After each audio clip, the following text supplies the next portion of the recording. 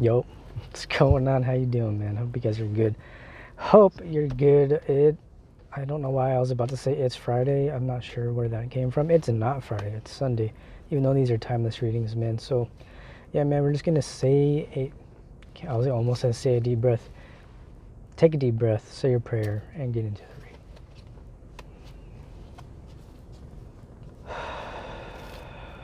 Pray to God, Spirit, my guides, my angels, and my ancestors to help myself, the collective, and anybody watching to see the clearest messages for the highest good of all involved in our love and relationships for a timeless love reading. So yeah, if you want to book a personal reading, all of this stuff is in my description.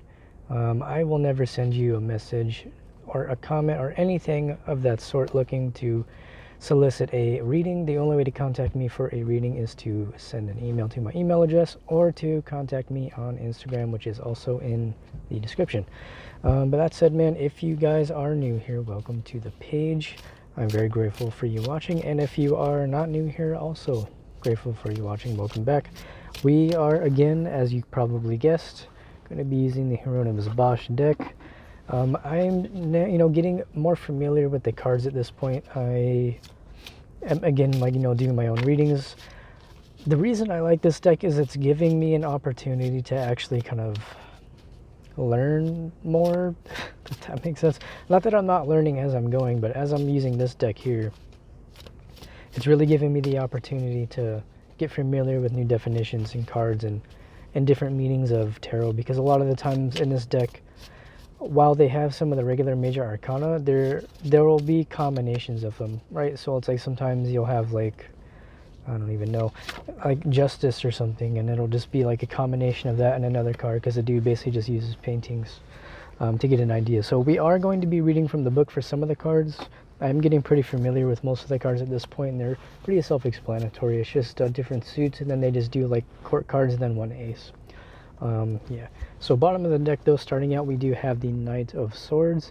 This is the polarity of the Grail Knight. If you guys remember that card from last reading that came out, this is supposed to be the polarity of that. We'll see that in the book. The other card that came out is the Queen of Berries right here. Okay, so let's just go ahead and read the book for these. We're gonna do Knight of Swords first. Knight of Swords. Yeah, so if you see here the suits, I know it's backwards, but they have like the elemental associations and all the different stuff for the suit. So the suit for swords is a metal and fire, if that means anything to you. Even though it should technically be considered air, they have birds in this deck, which is what they consider air to be. And we have the Knight of Swords, which is the second from the bottom, lowest octave. So reading time. So Knight of Swords says companionship, victory, and perseverance. Even though he is stabbed with a sword, the Knight of Swords rides on a bull, pulling a cauldron with a rejoicing monk and nun inside. An army carrying the knight's banner follows behind. This card shows an alternative outcome of the Grail Knight's quest. He has acquired the Holy Grail and defeated his betrayers, and is now marching home triumphantly to claim his rewards. The Grail's healing power prevents him from dying, and in recognition of his semi-divine power, other suits of the minor arcana are welcoming the knight. A bird sits upon a helmet, a creature reads a book in the foreground, he carries a vessel on his spear, and even the duck-billed Baron of Skates appears in the background, hiding behind a wall. The Knight of Swords is an extremely positive card, representing victory over adversity and an excellent outcome.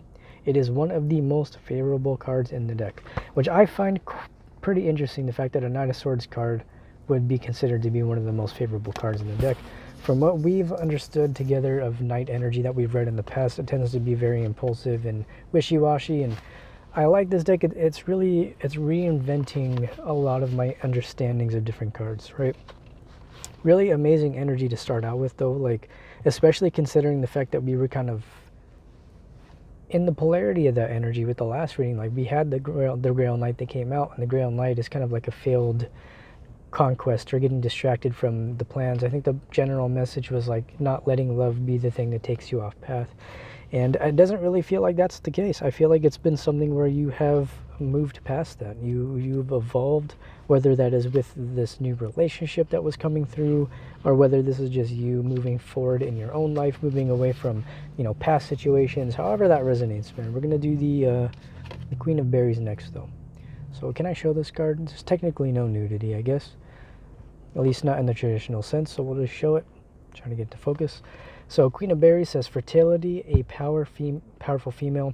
I'm sorry, guys. I didn't actually fall asleep until like 6 a.m. And I did get enough sleep. I slept probably a good like 5 to 7 hours. But my brain's a little slow. And I'm not drinking as, like, I have my coffee, but I try not to drink it as much when I'm doing my reading, just because it's like, then I gotta like go to the restroom, and it's a whole thing. I'm not, and then I have to walk to a restroom. It's not like I can just go like in the house, you know what I'm saying? So so my brain's still kind of waking up. I basically woke up and came to get coffee, and then came out here to do some reading. So the Queen of Berries sits beneath an abundant green tree. A man brings her a large strawberry, while the other men enjoy fruit beside her. I think we got this card last reading. The Queen is pregnant, offering further proof of the fertile power. Passions of the Princess of Berries are now beginning to bear fruit. Like the Empress in the classic tarot, the Queen is connected to the earth. She is even more powerful, however, because the baby inside her does not belong to a single man, but to all of the men in her harem. Wait, why is that ending the sentence there? Oh, okay, I see.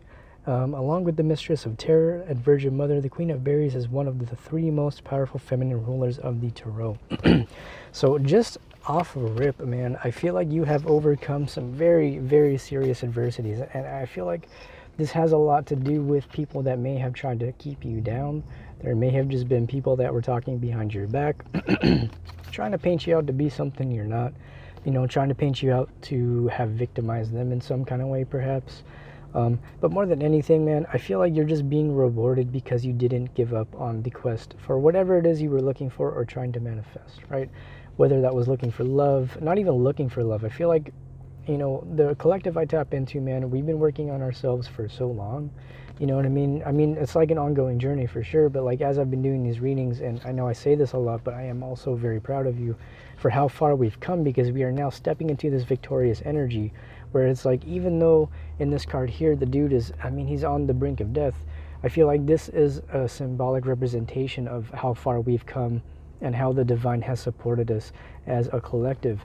And the interesting thing I'm seeing with this card here too, it was basically saying that she's like pregnant but it's not just one person's kid, and I don't feel like that has anything to do with an actual pregnancy or a child. You could be pregnant or getting pregnant, but what I'm feeling like here, it's like this has to do with the support of the collective and the people in your life, right? I feel like you've come into these new relationships, whether they're friendships, romantic or otherwise. You've healed a lot of karmic patterns in your relationships, even within family, within friend groups. Put an end to old relationships of family and friends, and walked away from things that really just were not serving you. And I feel like when you say like something's not serving you, it can be a kind of like egotistical thing to go about, you know what I mean? It sounds egotistical. I always feel that way about that. Like, oh, this thing isn't serving any purpose in my life, let me just discard it. That to me is a very just like, I don't know, it feels a little bit weird to me, you know what I mean? So I kind of look at it like, it's more so whatever it was that you were dealing with doesn't have anything left to teach you. It's not that it's not serving you, it's just like, I don't feel like people are really here to serve each other in that way. It's like we can, support each other and help each other grow, but it's like it feels very degrading to say another person is serving you, and now that they can no longer give you what you want, that they're of no use, just completely strips away their own value as a person. So that's just my own personal thing about that, I guess. But let's go and pull some more cards, man, because regardless, it does look like you have overcome some very serious struggles. Next card that came out is going to be the Baron of Swords. I actually got this one last night, and it was one of the first ones I got. The first time I got this card, actually. So let's go ahead and read the Baron of Swords, see what this says. Okay, here we go. Baron of Swords. Alright, so it says defeat, cowardliness, and injury. In stark contrast to the other cards in this suit, the Baron of Swords has been almost decapitated with a sword and slumps behind a table, defeated. His head is in his hands, mourning the fatal wound. While the Baron's eyes are covered, his hands are free. But he chooses not to remove the blindfold because he does not wish to see the seriousness of his wounds. Instead of wallowing in the misery of defeat, the Baron should take the sword that hurt him and use it to charge into battle. He embodies all the base traits of conflict, fear, pacifism, and above all, cowardice. The Baron may have been committed this, the Baron may have even committed this injury himself to escape the sting of battle. just so we're clear, this book has, like, you know, art drawn on the back, and so, like, when I'm reading this, sometimes even at home, I kind of have a hard time picking out the words. So I can read, you know what I'm saying? I can read. My reading comprehension is better than it used to be. Excuse me. But this just feels like somebody else, man. Oh my god, excuse me. My throat is doing the thing again, guys. It's because I haven't really been, like, my little recording phase where I recorded a bunch of songs. It's kind of, you know, I'm now not recording as much, so now my voice isn't getting the same amount of exercise, so my vocal cords are a little rusty when I come to do these readings. And I didn't really like sing on my way over. I like to, like, sing along the songs on my way over, and it helps warm up my voice. I didn't really do that as much today, so my voice is a little rusty. But this, again, just looks like the person. I'm seeing two different things, right? I'm seeing you here, who is, you know, manifested this new relationship. You're moving into this new career space. You're leveling up. You're glowing up. It's like a genuine, like, grade A glow up. Like, you're just doing your thing, man. And it's a beautiful thing to see, because it's not like you're doing it to spite anybody. You're not doing it to get back at anybody. It's almost like you decided to not, you know, stay in that energy and to just focus on yourself. And now whoever it was that was trying to, you know, take you off course, man, they're just really just regretting their actions. I mean, this could be exes, ex-romantic partners, ex-friends. This could be family members that you're estranged from. It just feels like you are somebody who has really leveled up, man. You've really taken that next step in your life. It's a continuous process. It's not something where you're just like, okay, I take that next step and I have all of these things in my life and now I'm where I want to be. I feel like it's more so you're continuously evolving, right? Like, you're continuously birthing new ideas. I keep getting drawn back to this pregnancy by multiple people, right? While I don't feel like that's something that's even biologically possible, I think energetically speaking, this speaks of the ideas that you are not only tapped into through your own feminine power, not gender specific, by the way. You have all of these new ideas coming to you. You have all these new relationships and opportunities and financial opportunities, romantic opportunities, friendship opportunities, opportunities for personal growth, which I feel like all of those things are going to bring to you. And it's just like you really rode into battle. See, that's also kind of what I'm seeing, though. I'm seeing your evolution here, because it just does this not look like a very similar situation where this guy has, you know, maybe done this to himself. He's not actually focusing on the wounds or the pain.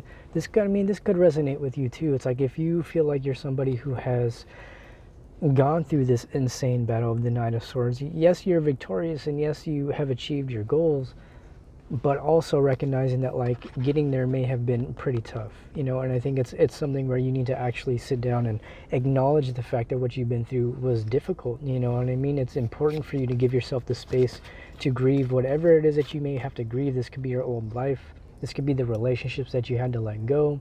This could really be all kinds of things that I feel like are being asked of you, from, like, investing into the new relationships, to acknowledging the healing that you need to go through, to having compassion for the people that have done you dirty, because now that you're in this space, you have that deeper understanding of people that do stuff like this, that may have tried to, you know, break you down. And the only thing I'm seeing, man, is whoever was trying to do this to you, I feel like this could be an ex or something. They only did it to themselves. You know what I mean? It's one of those things where it's like they manifested that for themselves by trying to do that to you, because you didn't give that energy back to them. You trusted in the divine, you trusted spirit, you trusted the universe, you trusted yourself, and you just focused on your own life and your own healing and your journey to get that holy grail, man. Like, the holy grail, if you want to look into the actual symbolism behind that, that has to do with feminine energy, right? The holy grail is technically an allegory for the suppression of divine feminine energy over the course of the past, I think it was probably a few thousand years or something like that. If you guys have ever seen the Da Vinci Code or read the book, it was one of my favorite books, actually. I really like the Tom Brown, I think is his name, Tom Brown? I don't remember, man. I was reading through the series for a little bit, and I actually have it here. Yeah, so Dan Brown. Yeah, I literally I was reading through The Lost Symbol, then I don't know, I just kind of stopped, so I don't know why. So I was reading through all of those books, and the reason I really liked him is because this guy actually did his research, and he actually went into a lot of detail surrounding all of the different symbolic and alchemical associations with the Holy Grail and, you know, Leonardo da Vinci and, you know, all that different kind of stuff. So we're kind of getting a little off topic there, but it's just to say that it's like, whoever tried to suppress this feminine energy is now probably facing the consequences of their actions while you're out here manifesting all those new beautiful things that you've been wanting to manifest. And this isn't to put anybody down. This isn't to sit here and say those people are terrible. It's just to say that a lot of the times, man, people just don't know any better. And it's learning to have compassion for that. Because we said this in, I think, 2 readings ago, where it's like thinking about a time where you necessarily didn't know any better and have done things that may have hurt other people unintentionally, and being smart enough to take accountability for that within yourself, and if you feel guided to, you know, resolving that within the relationship with somebody else. You know what I mean? I feel like I'll share a little personal with me, man. You know, back in the day, I was not the greatest person, right? I was not a very nice person. You know, I've changed a lot, I've grown a lot. And there was a period in my life where I basically decided that I just was like, you know, I wanted to make amends with a lot of different people. And so I went around apologizing to as many people as I could think of for everything that I have done and said. And, you know, it cleared a lot of karmic debt for me personally. I don't know if you guys can hear the music. This dude literally just parked not far from me and just decided to just blast his music. I don't know. Some people do that sometimes. They'll just like park up and they'll just like sit outside and play their music really loud. I don't think it's loud enough to be caught up on the mic, especially with me talking. But if it is, you know, I apologize. But I would more so be concerned if YouTube like copyright strikes it or something. So just in case, I'm just kind of mentioning it.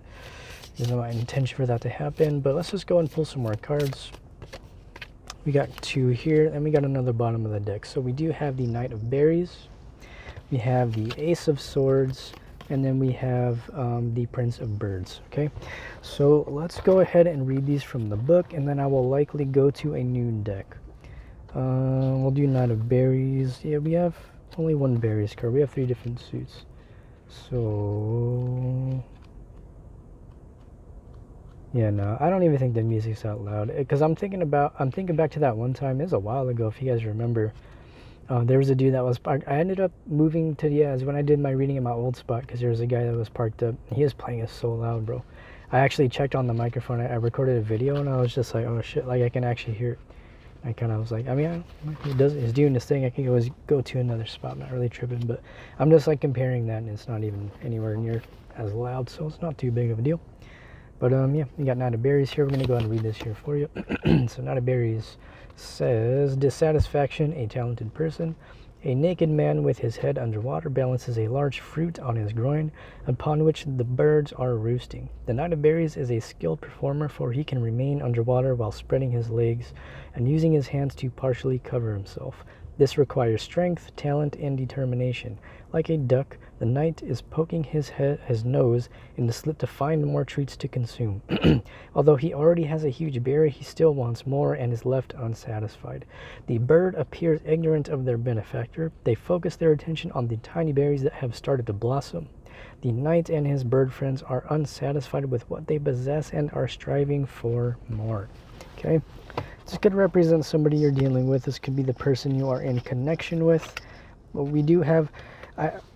I mean, it's one of those things where it's like, I can read these as different people, but because the majority of this deck is court cards, it's kind of like one of those things where I could, but it really depends on the surrounding cards. So we're going to do Prince of Birds next. Prince of Birds is, I think, at the beginning? No. There we go. Prince of Birds. This is the one with the duck. We got this one before with the duck. Friendship, helpfulness, and gratitude. It says a man is being fed berries by a duck. The prince of birds is an intersection of the suits of birds and berries. He says he has successfully trained a bird to feed and provide for him, indicating that he sees birds as being more than vehicles of transportation. The duck is not submissive or fearful, but is helping the prince out of friendship. The prince has larger berries in his hand, but would rather interact with his friend to obtain food. Taking handouts from friends and family is not generally a task adults enjoy. If you've cultivated positive relationships with the people around you, however, there is no shame or weakness in asking for help when you need it. In fact, your friend's willingness to help you In fact, your friend's willingness to lend you a hand is evidence of your previous kindness and friendship to them. Okay, we'll just read this last one and then we will interpret these, and then we'll do a new deck because we are about 20 minutes in. We got Ace of Swords, which, again, I feel like you're going to be getting clarity about a situation. I mean, that's usually the clarity, the communication card. I feel like this is somebody seeing you in a different way. You know what I mean? I feel like this is somebody who may have been previously unsatisfied with their past relationships, and now that you have entered their life, they're looking at this like, okay, you know what, maybe this is something that can work. Maybe this is what I have been looking for. Because we're going from the Knight of Berries, and then we're going to the Prince of Birds, and that's just kind of like somebody who I feel like is evolving. Because before we read the card, if you want to take a look at it, I mean, you got this whole thing has to do with being unsatisfied and striving for more. This could be the person you're dealing with, man. This could be somebody in the public eye. You know, they can be like some kind of a musician, an artist. They could be a comedian, however that resonates for you. Somebody who basically is so used to always striving for more and not feeling satisfied.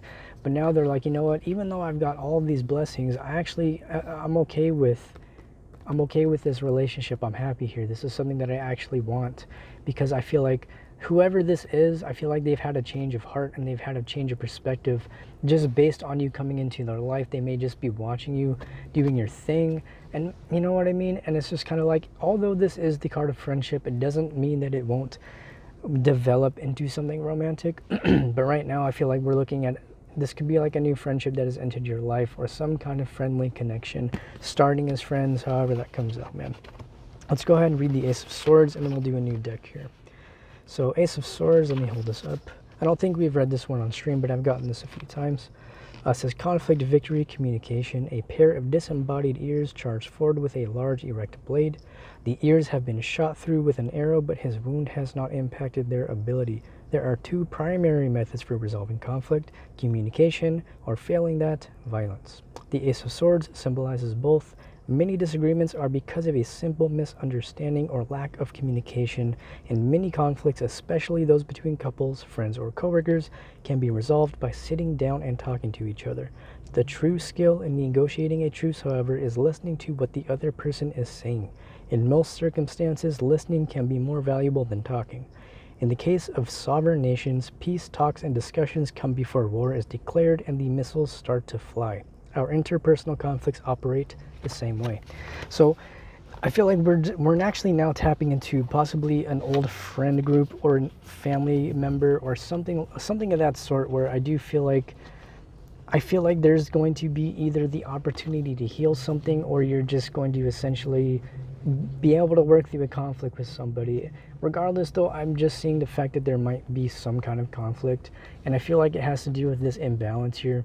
This might have to be about maybe in a relationship with somebody who they may have always felt like maybe either you or this person felt like there just wasn't enough, or you weren't happy, or whatever that was. But I feel like that was more internal than anything, right? If this is you resonating with this is you coming to the realization that you are happy with what you have, being grateful for who's in your life, and being grateful for the things that you do have, whether that's financial, physical health, mental health, emotional health, spiritual health, and all the things that we do tend to talk about on this page.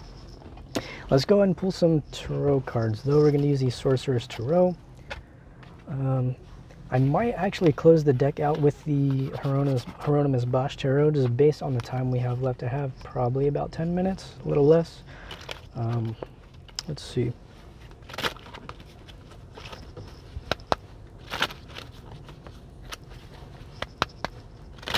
Okay. All right, so let's go ahead and... Okay, we already got some cards I did not even have to shuffle. So bottom of the deck, we have the High Priestess. All right, Page of Pentacles, 5 of Pentacles, King of Pentacles, the Empress, 4 of Pentacles, 6 of Pentacles. We have, it's like all Pentacle energy, dude. So this could be somebody from a work environment. This could be somebody in a familial dynamic. I don't know, man. I want to put these in order because we have, we got the 4, the 5, and the 6. So this is progression. This is moving from super rigid boundaries to, being out in the cold, to an equal balance, give and take, in the growing of a relationship. This is exactly what I'm seeing here, man. So let's go ahead and talk about it like this. We're going to go, maybe I should have done it the other way. We'll go like this. Okay, because it's like a sequence of events. I feel like at some point there were some very, very, very stern boundaries that were being upheld in this relationship or new connection that you may be in. This could be somebody new, man. I feel like this is just an extension of that relationship we've been tapping into for the past few readings. Whoever this new person is you're dealing with, I feel like this wasn't between you two. This was something where there were conflicts in your own individual lives that were holding you back. And as we saw with the Hieronymus Bosch cards, you cleared all of that. And you're moving into a space now where you're like, you know what? I am not willing to let myself live out the same patterns and keeping myself stuck by upholding boundaries that likely need to shift, because understand that like a lot of the times boundaries, they shift depending on the circumstances in a relationship and the dynamics of the relationship that are always shifting too, right? Because then we move into the 5 of Pentacles, and so it's like you're going from the space of like, okay, reflecting on your boundaries, understanding how your boundaries can either help you or harm you depending on the situation. I'm not saying boundaries are not healthy, but there does come a point where it's like being able to self-reflect enough to know when your boundaries are maybe a little bit too strong. It's a touchy subject, man, because I feel like some people need the strong boundaries with certain people. But if you apply those same tactics to a new relationship with somebody who doesn't have those same traits, that's where you kind of start running into the problems, right? So this is kind of what I'm seeing, dude. It's one of those things where you're like, okay, I actually would very much like to move into a different space. And you said, you know what? I'm going to balance myself out, and by doing so, you're actually entering a new balanced space in a relationship. It's one of those things, man, where I feel like you're kind of like, well, if I reevaluate my boundaries and I let my guard down a little bit, I can actually experience what I've been wanting to. I feel like this is somebody who's finding their partner. This could be somebody where you're now moving into a secure relationship. And the next sequence of events here is like growing something. This is like a three-pronged event here. This is a multi-faceted event where you and or this person are deciding to have either made an offer. This could be an offer of friendship. This could be starting a new career. This could be, again, like so many different things, man. It's really going to depend on you. But I feel like because you did that self-reflection, you moved into that new space. You said, okay, I am going to basically I'm going to make that move. I'm going to make that offer. I'm going to be smart about it. But you're seeing the benefits of that. You have evolved in the relationship. This relationship is evolving into something that is stable and long-term. If this is somebody else you're dealing with, this is what this person is looking for. They're not looking for a one-night stand. We don't have any wand energy. We actually also don't have any cup energy either. So I feel like this is more so just needing to use your intuition here. While we don't have cup energy, we do have the Empress and we do have the King of Pentacles. And so I feel like this is somebody who has been closed off for a long time. This is somebody who has kept their distance, maybe observed for however amount of time and has now decided to make their move, whether that's you or the other person. But I feel like more than anything, man, it's really allowing this relationship to flourish into a new space, right? With the Empress, it's like, this is very similar to, I think it's the Queen of Berries, if I can find it. It's somewhere in that pile. But it's essentially really moving into that new space, right? You're really kind of evolving, not only yourself, but evolving the relationship as a whole to be able to move into a new space, start a new cycle, actually, invest in the commitment that you seek. And that's kind of what came up on Instagram too. It's actually investing in the commitment. It's not just kind of taking a back seat and letting things happen. It's taking the time to invest, actually putting in the work, showing up to where you need to show up, making the moves you feel like you need to make, and also learning to, you know, balance that out with the push and the pull. It's not a constant stream of trying to make something happen or trying to force it because it looks like it's happening naturally. I feel like this is mutual between both people, right? Two of Pentacles at the bottom of the deck. Then we also have the Page of Swords, and then we have the Nine of Cups, okay? And that, to me, like I've talked about the Nine of Cups in the past, that is investing in the relationship, that is taking the time to get to know each other.